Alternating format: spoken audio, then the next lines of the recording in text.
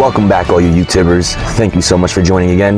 This is the Filmmaker's Time Chamber. I'm your host, actor, writer, director, Alexander Aliam Jr. Thank you again for joining. This week, we will be discussing Disney's Elemental. Once again, we'll be diving right in. So, spoilers ahead. If you haven't seen the movie, go watch the movie, come back here, and that way we can discuss the movie without you getting anything spoiled. First off, the art style. What a just beautiful display of animation. It was so enthralling to see all the different elements and the way they would interact with their environment, as well as interacting with just with each other and themselves. So there were so many layers to it, once again, spoilers, but when the water hits them, she loses an eye, and then all she has to do is just eat a couple logs of wood, and she's good to go again. Obviously, when the water evaporates, when the smoke gets puffed, when the trees get lit on fire, it's fun to see the different variations of how they all get to interact with one another, and how they affect one another. And of course, that's ultimately what the story was about, is they thought that only water could only put out fire. And, that concept, we'll come back to that later. But yes, just, let's keep it on a follow through point. I did see it in 3D, and I loved it in 3D. I know a lot of people have a lot of complaints that 3D, it makes them a little bit nauseous, gives them a little bit of motion sickness, gives them headaches. And, I, for one, have never had that experience, and so any 3D movie I love going. And not every 3D movie has 3D elements, pun not intended, but not every 3D movie is really made to feel like it's 3D throughout. There's been a couple of them throughout lately. Shang-Chi was an amazing one. Spider-Man No Way Home was another one. Dune. Where the entire movie is 3D, not just like certain gimmick points where like it pops out of the screen, but specifically the way it's shot, it just feels very immersive. And so being a part of that city, watching in 3D and seeing all those things happen, it was a beautiful experience. So highly recommend it if you don't have that experience, of course, of motion sickness and all that stuff. So highly recommend the 3D. Once again, diving into elements of how they interacted with one another, and seeing, even our main characters, when he first came out, he was all muscly, and of course it's just because he absorbed, too much water.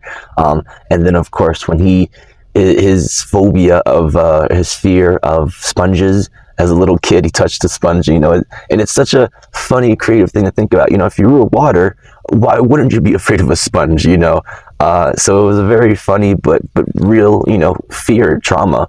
And so, and then, likewise, conversely, with her, she had that, when she got her anger, of course, we saw that very early on. She's technically the one that caused all the damage to her father's shop and caused the damage to the pipes. And that was from her explosive anger.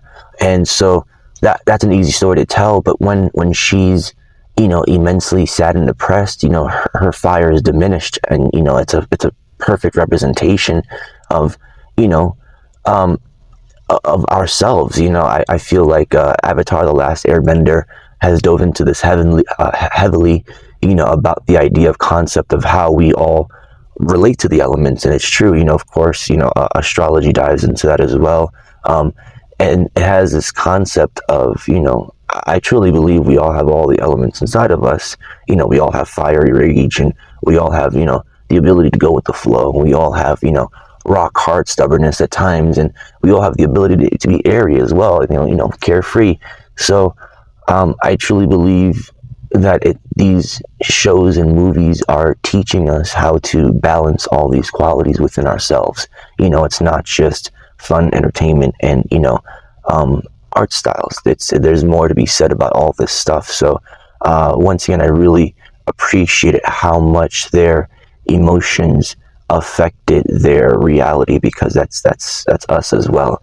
And so I really appreciated how emotional, his family was, and them all crying. That's essentially like me and my family. So moving right along into the storyline itself, it was a surprisingly emotional journey. I kind of came into it knowing it was going to be, obviously a bit of a romance story. And so this journey they took us on, you know, it, it, it, it was, emotional. Like I said, it was, I'll dive more into the specifics later, but I really, I appreciated it as an adult. I thought it was an odd choice for kids. The idea of running the shop, having a job, I don't know if that many kids would be able to relate to that. So I thought that was specifically an odd choice. If it wasn't meant for kids, that makes a bit more sense. If it's, I think this was geared towards like teenagers, 20-year-olds, and then above, from any age after that, it could relate especially. But I found it as a big kid myself, I found it hard trying to find a point to lock onto of like, where's this adventure gonna happen, or when's this excitement gonna happen? And it kind of felt more narrative, and I like I said, as an adult, I really enjoyed or appreciated. The writing was really good, the dialogue was really good, and so I just thought it was an odd choice. You know, I think sometimes adults, we forget how to look behind the lens of a kid, and so hopefully kids do enjoy it. I don't know if they'll be able to really follow through, but that's just my opinion. And yeah, once again, obviously, all this that gets tied in with it, a lot of dad jokes, a lot of pun jokes, and I guess those are for the kids. And I love those as well. So I guess those were, sprinkled and littered throughout the narrative storyline to keep, all audiences appealed. But like I said, I would have, my little asterisk, I would appreciate just, something a bit more for the younger kids that, can't relate to having a job yet, so a lot of kids can't relate to that just yet. So, moving along to the themes, I brushed upon it earlier, but the romance, obviously I knew this was a romance coming in, and still was blown away by the love story they told. Yeah, I love the fear of just being of touching each other, the fear of what would happen. And there was so many close moments throughout the movie building up the tension, and when it finally happened, we see that it was a build up for no reason. That they they hug and embrace and dance, and see that it's a beautiful thing, that they interact beautifully. And it's how elements are, they interact in nature. They blend, they're blending all the time. And so this idea that elements are not supposed to blend is actually goes against nature. So it was a beautiful love story. They have this specific scene when they go to his parents' house and they play this game where they try not to cry. And she's Ember. She's like, oh, there's no way. She's like, I've never cried before. And he does his usual storytelling at first. He makes himself cry, but then he goes and tells this vulnerable and honest story of how he felt about her, and the visuals that they tied in with that. Wow, that really hit deep. I definitely, it hit me hard. I was definitely emotional. It was such a great moment, and to show once again that fire can cry, liquid fire. It's still, showing that they have different forms of each other, which ties right into what I was going to mention earlier of him being able to cause a fire through the light of her, to make the incense light so that the mom could do the fortune telling of love and see that it was true love. And that itself was another mind-blowing, great writing aspect and perspective shift of how, once again, that elements do blend naturally all the time together, just like, boiling water. It's supposed to blend, they're supposed to go together. And so what a beautiful, part of the story. And then it came back full circle when he evaporated, when they got trapped in the room. And then she told, her version. I once again, just a little asterisk, little, if, what I would do to make it better, I would have loved to seen her version be bigger than his, and then call back to the visuals, because those visuals were so beautiful. I can't even describe them. I need to rewatch it again. I only saw it once, and so and I would have loved for them to call that back as well and have her speech be longer and more than his, because we already knew he was the more emotional one, and so it would have had more of an impact if hers was more emotional than his. But still, phenomenal storytelling by that whole aspect of her having to do that, to make him cry and come back to life. So, moving along again. Now, yeah, once again, the storyline, oh my goodness. We knew it was a romance, but this whole idea of the father and daughter and passing down, the family, the family job is such a heavy topic. It's very, very heavy, and it's so relatable. And once again, to a specific age, and also adding in that whole generational and immigrant aspect as well. It's so powerful. Of your family. It's funny. Across the Spider-Verse actually joked about this.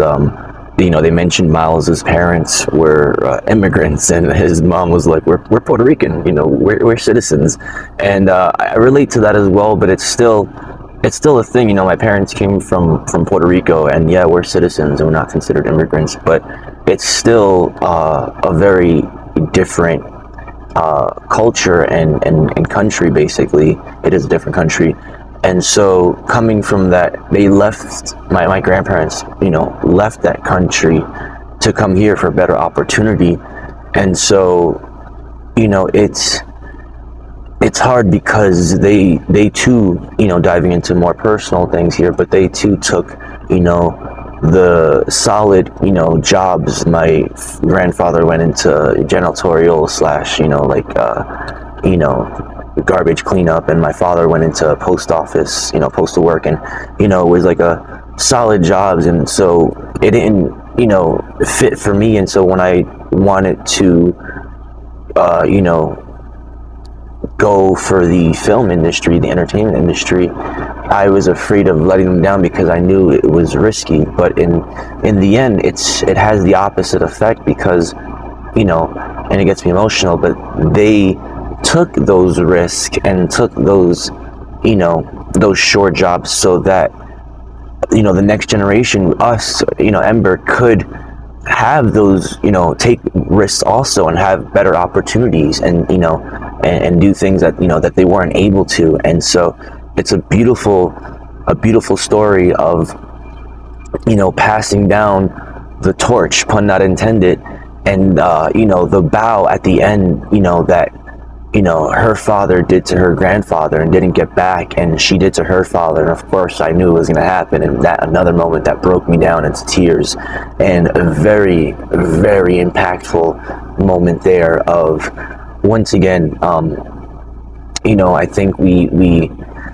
get it lost in our minds sometimes that we have to do exactly what our parents, or what we think our parents envisioned for us. And it's an open world, and there's and the possibilities are endless. And so if you have supportive parents, they'll support you, to do whatever path, as long as you're doing it properly. Of course, you gotta take certain steps, have a certain foundation, do all the basics, cover your basics, all that stuff. But this idea of being able to reach for more than the previous generation should be the goal of every generation. I don't have any kids, but my kids, when I do have kids, should be able to do things that I couldn't, and that's how it should be. And their kids should be able to do things that they couldn't. If we're doing the things the right way. That's how evolution works. Every generation is getting improved from the next, out of the law of adaptation. but when done improperly, it has the opposite effect. You create this negative spiral. We see it all the time with deadbeat dad, deadbeat mom that just leave, and these kids go into the system, and then they be going become addicts and go into the streets, and then there's I see literally whole communities. I'm diving really deep here, but it stems from unsupportive family system, families not being present and or families not being supportive, and it's important, it's foundational, to have these, parent, figures. It doesn't have to necessarily be biological parents. It could be adoptive parents, there's so many different ways, it could be, an orphanage, foster homes. It doesn't matter, as long as it's caring, as long as it's supportive and loving and understanding. And so it plays such a pivotal role in fostering, a core and healthy human being who can live a healthy life and move that health onto the next generation and improve the next generation once again. So heavy themes here. Sorry for going a bit off course, but I like to go into once again, about how these relate to real life. We can all watch movies and TV shows, but if we're not using it to improve our lives, then it's redundant. It's pointless. And once again, we fall into this, downward spiral. And so, yeah, always find the moral, the silver lining, the lesson in the things that you're watching.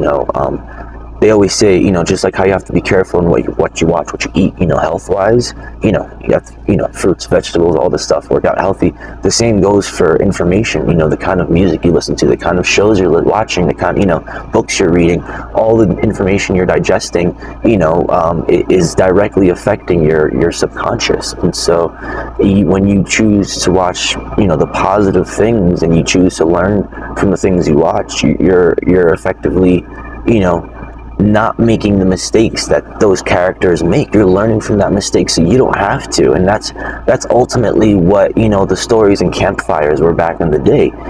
They told these stories not so that of course it's to entertain and keep morale up, but it was so that you wouldn't make that mistake. So like the boy who cried wolf, and the three little piggies and all this stuff, they had morals. The two little piggies were lazy, and they didn't work hard, and then the third one had brick house, and then the boy who cried wolf was lying, and then of course when he no one believed him, then he couldn't be saved. And so there were stories, like I said, that of course still entertain and raise morale, but they were lessons so that you didn't have to make the same. They were lessons so you didn't have to make the same mistake that the character made. So yeah, I think that's a highlight, for all the things that you ever read, watch, and listen to. Moving along again. Okay, the acting cast. Yeah, relatively unknown for me. I mean, obviously, everyone has different, different tastes and flavors. So obviously, some people may know and follow these people religiously. For me, the only actor I knew is, and forgive me if I'm saying this name improperly, is Mamadou Athie. He played, let's see, I believe he played the water character. He was in The Unicorn Store, which is a fun movie that starred and directed by Brie Larson. I highly recommend that movie as well. Great fun little movie to watch, and also starring Samuel Jackson. And then he's also coming back again to the Spider-Verse. He's in a show called The Get Down, where he plays, Grandmaster Flash, the mentor to Shamik Moore's character, Shaolin Fantastic. So he is a fantastic character, pun not intended, in the show. He has great presence, great gravitas, and ever since then, I took note of him, which is how come I recognize him in The Unicorn Store as well, and now, again, in Elemental. So looking forward to it. Apparently, he was also in Jurassic World Dominion. Not apparently, he was. Looking forward to a lot of the things he does in the future, so keep an eye out for him. And finally, last but not least, rating. Disney and Pixar, they never miss, as the kids say. And so I came into this movie with high expectations, and still those expectations were met. Like I said, I mentioned all the little flaws, that I would have improved upon, and so very minor flaws. And so because of that, I give it a 4.5 stars out of 5 stars, which is near perfection. I was very, very, like I said, I cried numerous times. I was very happy with the animation. It's a real visual treat for your eyes and your heart, so I highly recommend it. It's the only reason I don't give it a 5 is because it's not as quite as powerful as like a Wally or as an Up. But it's still, it has all of the, pun intended here, but it has all the elements of great storytelling. It has, like I said, the great dialogue, animation, visuals, voice acting, and the music as well, which I forgot to mention that earlier. So yeah, music is always very key, and so I found myself wanting to pull out my phone and Shazam some of the songs. And so yeah, musical scores can really make or break your movie, and it just really enhanced this already beautiful movie. So yeah, once again, I recommend this movie, 4.5 stars out of 5 stars. Thank you all so much again for joining this episode, and y'all have a wonderful time. Thank you.